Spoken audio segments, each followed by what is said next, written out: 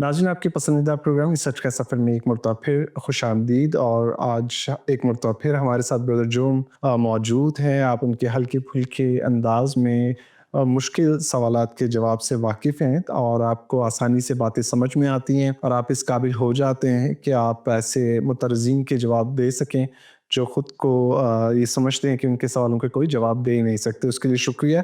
आपके कमेंट्स हमने देखे इस तरह के प्रोग्राम के हवाले से, उसके लिए एक मरतबा फिर शुक्रिया।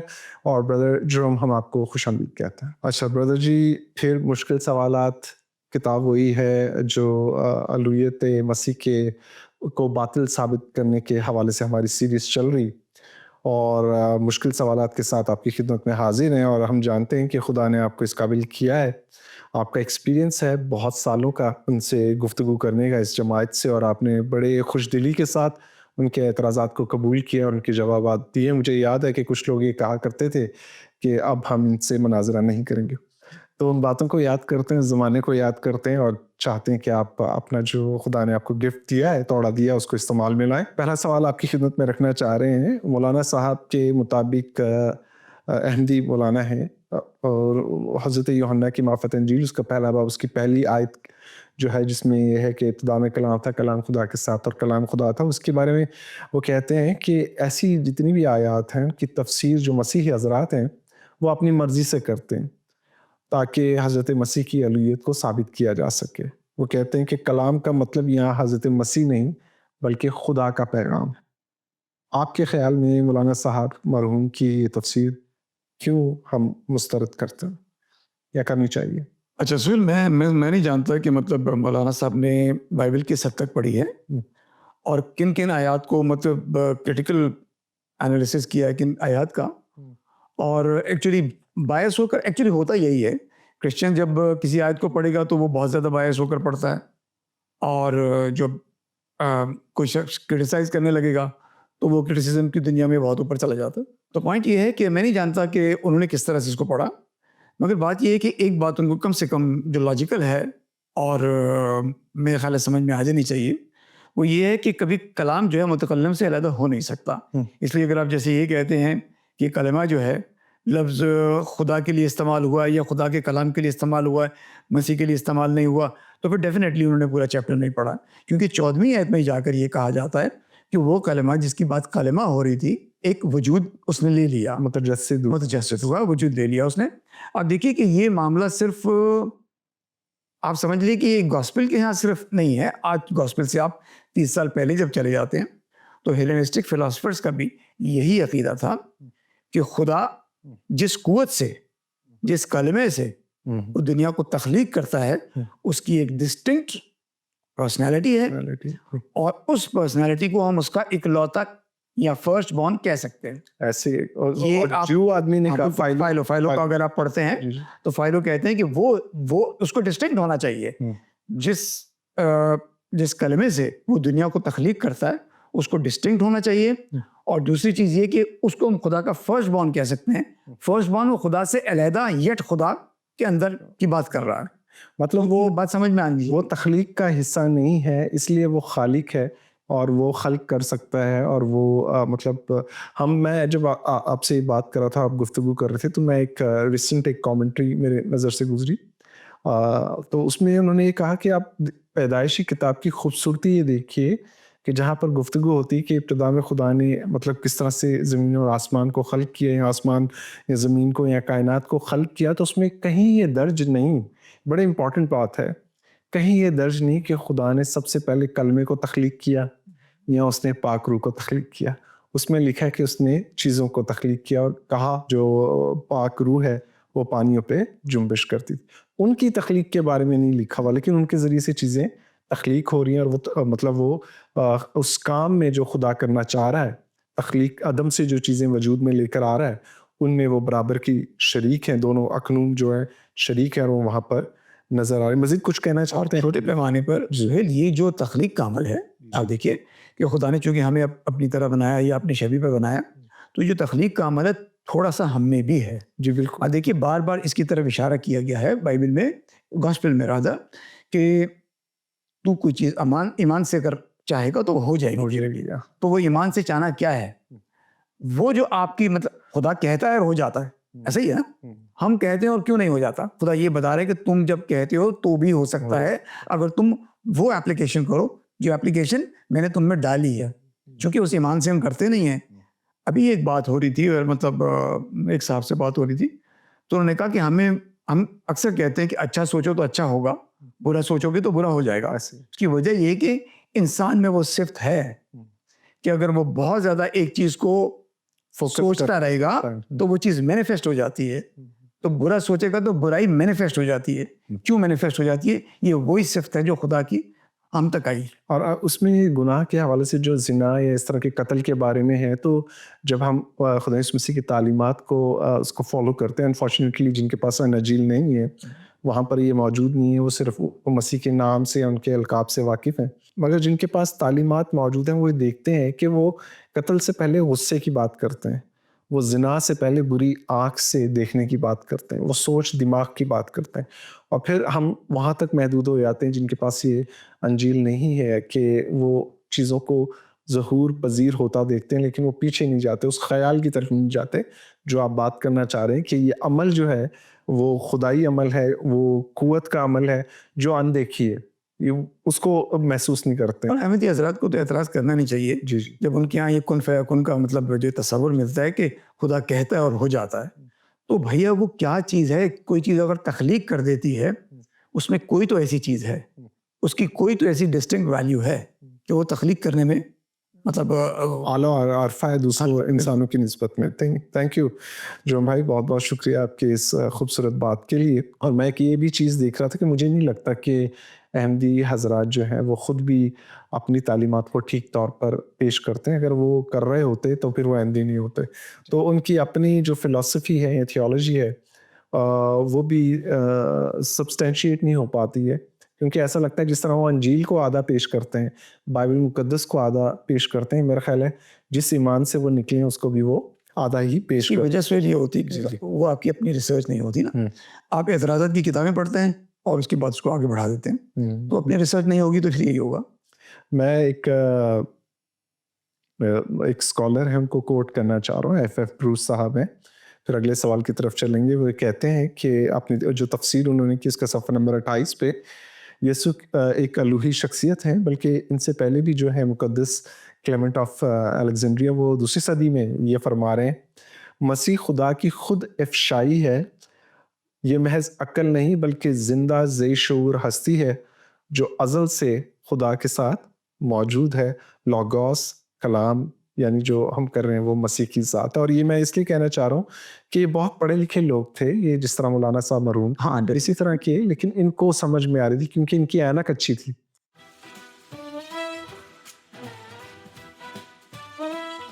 ان کی اینک جو ہے وہ خاص اینک نہیں تھی جس سے وہ اپنے عقیدے کی طرف دیکھتے, اور یہ پیدائشی مسیح لوگ نہیں تھے.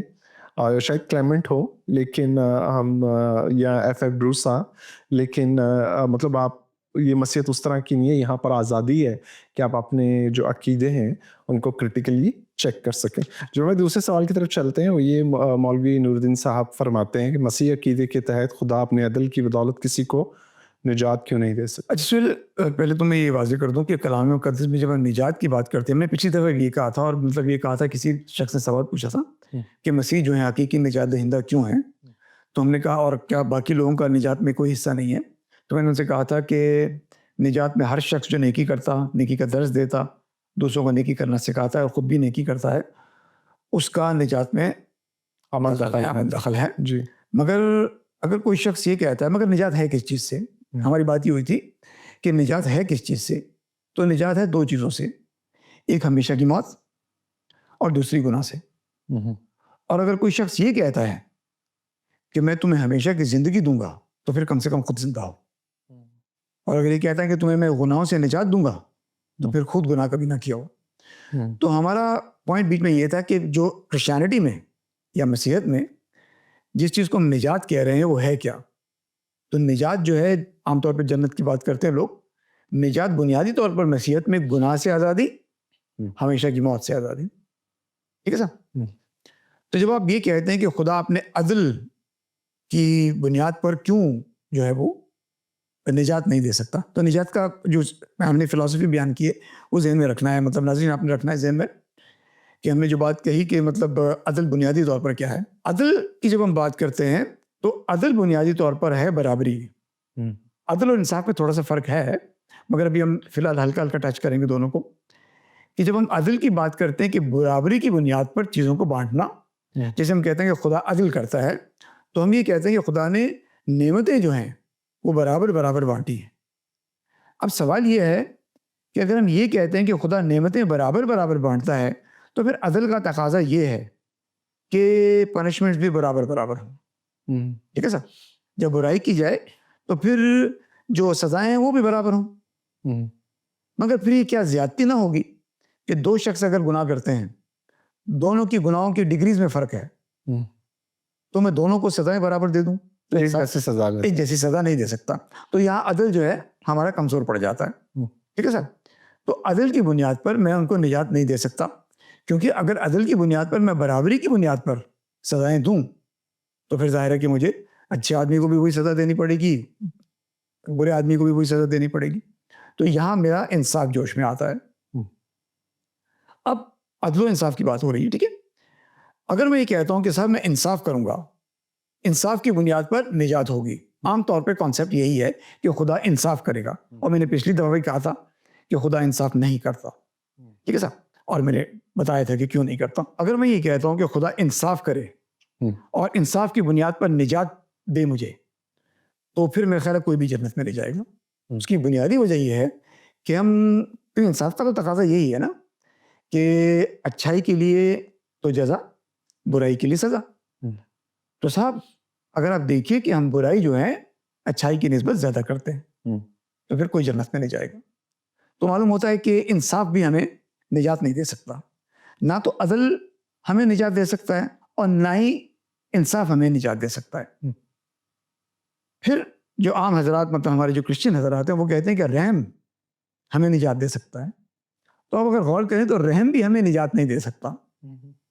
ہم کہتے ہیں کہ خدا نے ہم پر رحم کیا, کیونکہ رحم جب خدا کرتا ہے تو رحم کس پر کیا جاتا ہے؟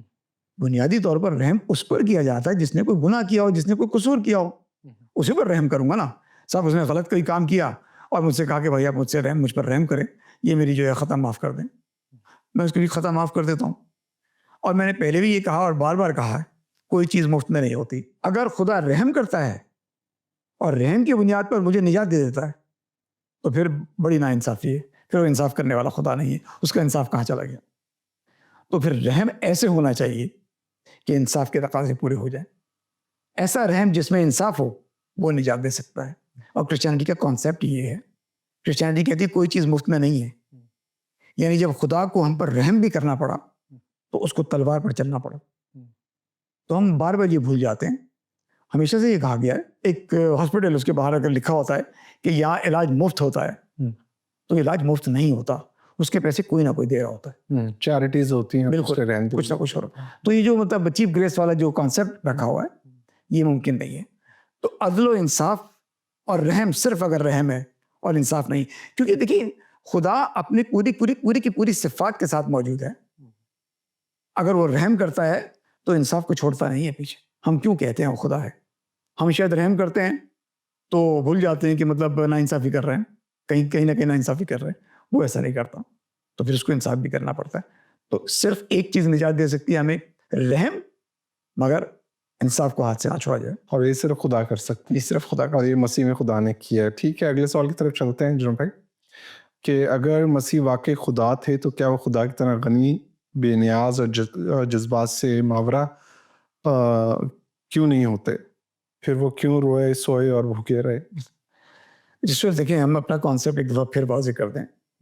ہمارا کانسیپٹ یہ نہیں ہے کہ مسیح صرف خدا ہے. ہم یہ کہتے ہیں کہ وہ خدا اور انسان بیک وقت ہیں. ہی از این انکارنیٹ گاڈ. تو صاحب جب انکارنیٹ گاڈ انسان کا روپ لے گا, جیسے فرشتے ہیں, فرشتے جو ہے انسان کا روپ لیتے ہیں.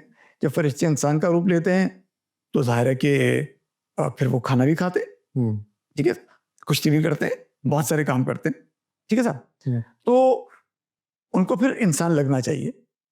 اس میں بشری کمزوریاں ہوتی ہیں. پھر فرشتہ اگر انسانی روپ لیتا ہے تو بشری کمزوریاں ہوں گی اس میں, مگر ایٹ دا سیم ٹائم اس میں وہ طاقت بھی ہوگی.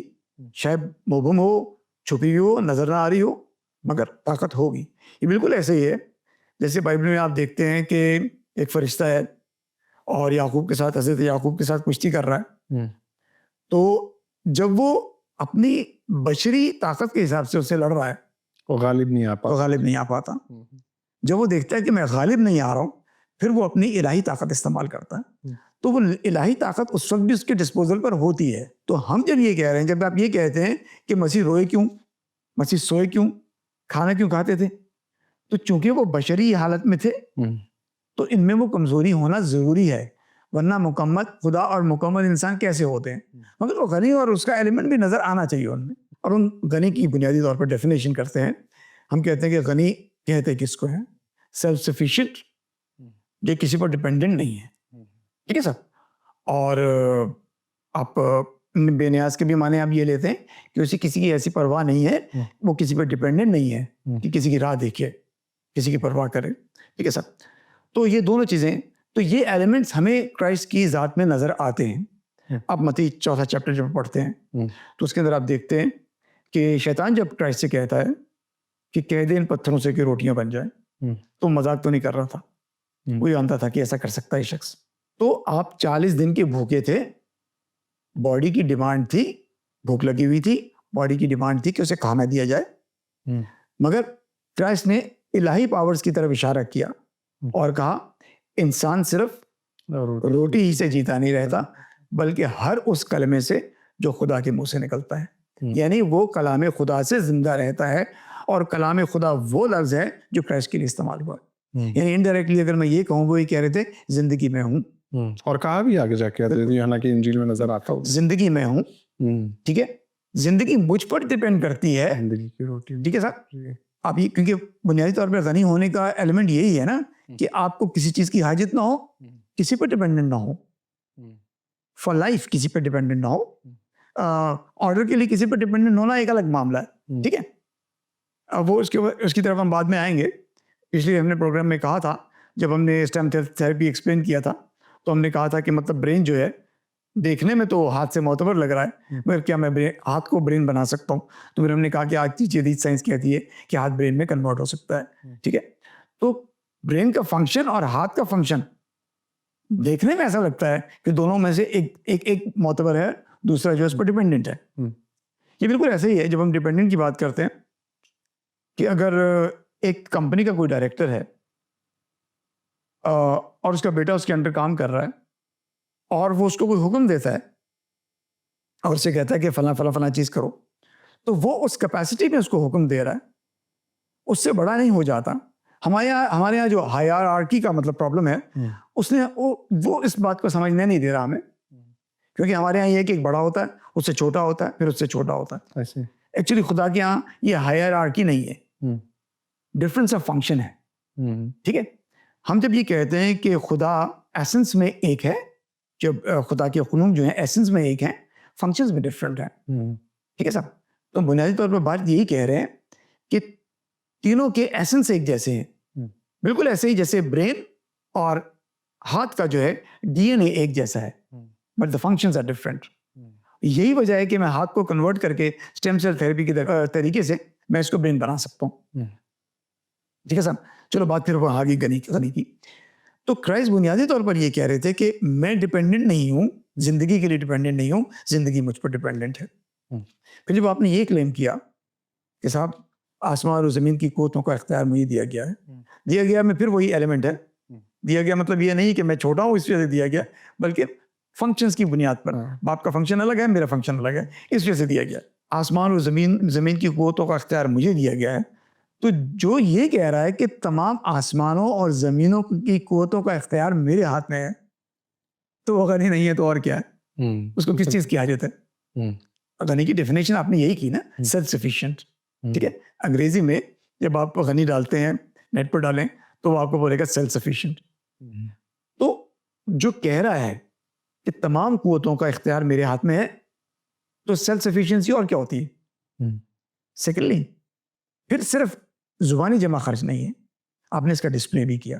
آپ نے پانی پر چل کر ایک تو وہ پیشن گوئی پوری کی کہ اسرائیل کا خدا جو ہے پانیوں پر چلتا ہے. ٹھیک ہے سر, ایک تو اس پیشن گوئی کو پوری کیا.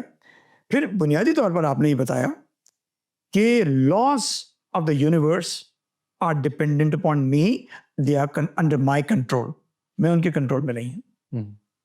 ٹھیک ہے, ٹھیک ہے, آپ یہ کر سکتے ہیں کہ زیرو گریوٹی کسی طرح سے بھی کریٹ کر لیں تو آپ پانی پر چل لیں گے, کوئی عجیب بات نہیں ہے.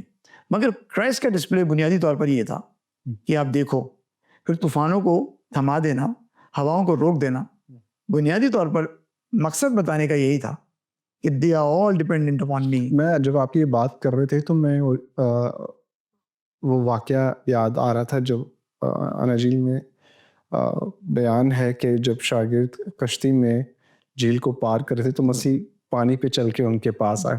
شاگرد کشتی کے محتاج تھے کہ وہ سفر کریں اور ایک کنارے سے دوسرے کنارے جائیں. مسیح وہاں پر محتاج نظر نہیں آتے, وہ بے نیاز نظر آتے ہیں کشتی سے, اور وہ ان سے پہلے بلکہ پہنچ بھی جاتے ہیں. بالکل. تو پرابلم صرف یہ آ رہا ہے کہ آپ دونوں ایلیمنٹس کو دیکھ نہیں رہے.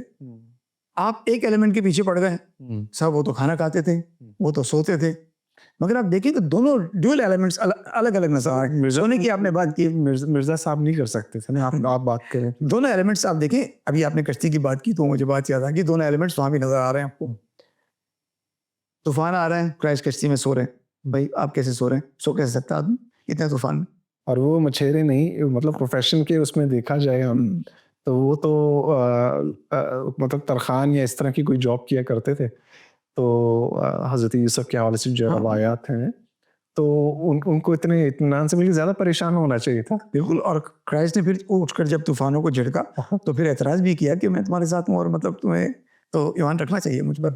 ٹھیک ہے, تو ہم دونوں ایلیمنٹس نہیں دیکھ رہے. ہم یہ نہیں کہہ رہے کہ آپ انسان نہیں, ہم تو مان رہے ہیں انسان ہے نا, تو وہ بشری کمزوری کا ایلیمنٹ تو ہونا ہی چاہیے, کیونکہ پھر وہ انسان کیسے ہے. بشری کمزوری کا ایلیمنٹ اور آپ کو الہی طاقت کا ایلیمنٹ دونوں اکٹھے نظر آ رہے ہیں, آپ دوسرے کو دیکھ نہیں رہے. پرابلم یہ ہے, یا دیکھنا نہیں چاہ رہے ہیں یا بتانا نہیں چاہ رہے, کیونکہ یوزلی یہ لوگ یہ اسی طرح کیا کرتے ہیں کہ انجیل کے حوالے جو ان کے اپنے مرید ہوتے ہیں یا ان کے اپنے جو پیروکار ہوتے ہیں ان کو پڑھ کے سنایا نہیں جاتا ہے. اعتراضات کی کتابیں لکھی ہوتی ہیں اور اسی میں سے پڑھ کر سناتے رہتے ہیں. مزید کچھ کہنے کا چاہتے ہیں اگلے سوال کی طرف؟ بس مجھے ایک تھوڑی سی پریشانی ہو رہی تھی جب آپ نے کہا کہ بتانا نہیں چاہتے. دیکھیں, کوئی بھی شخص جب کتاب لکھتا ہے, جیسے مولوی صاحب نے کتاب لکھی ہے, تو جس چیز پر اعتراض کرنے جا رہا ہے اس کا مطالعہ تو کرتا ہے. اب دیانتداری کا تقاضا تو یہ ہے کہ دونوں ایلیمنٹ سامنے رکھے جائیں کہ صاحب کرسچنز مسیح کو خدا اس وجہ سے سمجھتے ہیں, ہم خدا اس وجہ سے نہیں سمجھتے. آپ اپنا بھی پوائنٹ رکھیں اور دوسرے کا بھی پوائنٹ رکھیں. دیانتداری کا تقاضا تو یہ ہے, یا تو آپ نے وہ ایلیمنٹ دیکھ لیا ہے, اس کو بروئے کا اللہ نہیں دیں. وہ ایلیمنٹ دیکھنے کے باوجود اگر آپ اس کو مینشن نہیں کر رہے تو آپ یہ چاہ رہے ہیں کہ لوگ سچ میں جانیں. دیکھیں تو آپ لوگوں کے ساتھ زیادہ دیکھیں وفاداری کا تقاضا بھی ہے نا. انہوں نے خود کہا تھا کہ میں وہ برٹش گورنمنٹ کا بہت اچھے لفظ نہیں ہے بہرحال ہم ان کی عزت کا خیال کرتے ہیں, نہیں بتاتے, لیکن جو کتابیں پڑھتے ہیں وہ جانتے ہیں انہوں نے کیا کہا تھا. جو وہ پریشان تھے لوگوں کے ہاتھوں اور ان کو کوئی پوچھ نہیں رہا تھا, ان کی جان کو خطرہ تھا مرزا صاحب کا, تو انہوں نے بہت اچھے اچھے جملے ادا کیے ہیں, وہ تاریخ میں محفوظ انہیں پڑھا جا سکتا ہے. اگلا سوال ہے, اس کا سے جواب تو دے دیا آپ نے کہ مسیح خداوند اپنے وجود کے لیے کسی دوسرے وجود کے محتاج تھے, وہ یہ خیال کرتے. اس پہ کچھ کہنا؟ ہاں, میں کہنا ہے اس کے اوپر. سہیل آپ نے کہا مطلب اپنے وجود کے لیے ڈپینڈنٹ ہیں کہ نہیں ہے. پھر ہم اپنا عقیدہ دہرانا چاہ رہے ہیں, وہ یہ کہ مسیح خدا اور انسان بیک وقت ہیں. بشر ہوتے ہوئے جیسے ہر بشر اپنے وجود کے لیے خدا پہ ڈپینڈنٹ ہے, آپ بھی اسی طرح خدا پر ڈپینڈنٹ ہے. ٹھیک ہے. ڈویژن آف لیبر کے حوالے سے, جیسے ہم نے پچھلی دفعہ ڈویژن آف لیبر کی بات کی تھی, ڈویژن آف لیبر کے حوالے سے آپ باپ پر ڈپینڈنٹ ہیں. مارک مائی ورڈ, میں نے خدا نہیں کہا. ٹھیک ہے. God is in office, Son is in office, Holy Spirit is in office. ٹھیک ہے. جب ہم خدا کہتے ہیں تو فرق ہو جاتی ہے بات, جب ہم باپ بیٹا اور روح القدس کہتے ہیں تو فرق ہو جاتی ہے بات. اس چیز کو آپ جان 5:26 سے بھی دیکھ سکتے ہیں. ٹھیک ہے. اگر ہمارے اگلے سوال میں وہ نہ آیا تو اس کو بھی ہم پڑھ سکتے ہیں, کوئی مسئلہ نہیں. تو آپ کو اندازہ ہو جائے گا کہ کرائسٹ بنیادی طور پر بات جو یہ کہہ رہے ہیں کہ I have in me a life of my own, یعنی میرے اندر زندگی ہے, جیسے باپ میں زندگی ہے ایسے ہی مجھ میں بھی زندگی. ٹھیک ہے. تو وہ بار بار اپنے آپ کو اس طرح کمپیئر کر کے بتا رہے ہیں کہ میں جو life in its real form, ہم لائف کا لفظ بڑا آرام سے استعمال کر دیتے ہیں، ایسے ہم زندگی ایکچولی نہیں ہے. جب کرائسٹ نے کہا راہ حق اور زندگی میں ہوں، تو میں بھی تو کہہ سکتا ہوں میں زندگی میں ہوں. نہیں، میں نہیں کہہ سکتا، کہ بنیادی وجہ یہ ہے کہ میں یہ تو کہہ سکتا ہوں میرے اندر زندگی ہے، میں یہ نہیں کہہ سکتا میں زندگی ہوں. کیوں؟ کیونکہ کرائسٹ یہ کہہ رہے ہیں کہ life in its truest form, کہ اپنی حقیقی شکل میں میں ہوں، لائف اپنی حقیقی شکل میں، یعنی جو رافانی ہے. لافان اٹرنل. میں یہ کہنا چاہ رہا تھا، تو مسیح ایکچولی یہ کہہ رہے ہیں کہ میں اٹرنل ہوں، ان کو صاف لفظوں میں اگر ہم اس طرح کہیں اور اب اس دور میں جائیں تو کیونکہ ہماری زندگی عارضی ہے نا، ہم لوگ نہیں اس لیے ہم یہ نہیں کہہ سکتے کہ میں زندگی ہوں، کیونکہ میں اٹرنل نہیں ہوں. کرائسٹ یہ کہہ رہے تھے کہ جب انہوں نے کہا کہ راہ حق اور زندگی میں ہوں، تو زندگی آپ دیکھیں کہ لوگ کہتے ہیں کہ صاحب مسیح نے کبھی جو ہے خدائی کا دعوت نہیں کیا، تو یہ حق کہنا اپنے آپ کو کیا ہے؟ ہمارے پاس ہسٹری میں ایسے واقعات گزرے ہیں، لوگوں نے کہا کہ میں حق ہوں، لوگوں نے انہیں قتل کر دیا. ایسے ہی. تو یہی مطلب نکلتا ہے. اب انہوں نے ٹیسٹ کیا ہوگا نا کہ اگر ہے تو زندہ رہے گا، ٹھیک ہے، وہ ٹیسٹ میں فیل ہو گئے. تو لوگوں کی سمجھ میں یہی آ رہا ہے، تو باقی لوگوں کی سمجھ میں کیوں نہیں آ رہا جب مسیح کہہ رہے ہیں راہ حق اور زندگی؟ کہنا نہیں چاہ رہے، وہ ان چیزوں پر دھیان نہیں کرتے اور غوض نہیں کرتے اور کرنا نہیں چاہتے اور بتانا نہیں چاہتے. کیونکہ اگر وہ ساری باتیں پڑھیں گے، انجیل گھر میں اجازت دے دیں گے پڑھنے کے لیے، تو پھر سارے جو مسئلے ہیں سارے حل ہو جائیں گے. لیکن خدا کے انتظامات ہیں تاکہ یہ سلسلے چلتے رہیں اور ہم بھی مصروف رہیں، ورنہ ہم سستی کا شکار ہو جاتے ہیں. جون بھائی، آپ کا بہت بہت شکریہ اس جواب کے لیے. اور ناظرین، ہم دعا کرتے ہیں اور آپ بھی ہمارے لیے دعا کریں کہ ہم اسی طرح مسیح کی انجیل کی منادی میں مصروف عمل رہیں، اور آپ بھی اسی کام کے لیے اپنے آپ کو تیار کریں، اور خداوند آپ کو اپنے استعمال میں لائے. چھوٹی سی دعا کے ساتھ اجازت دیجیے. خدا حافظ.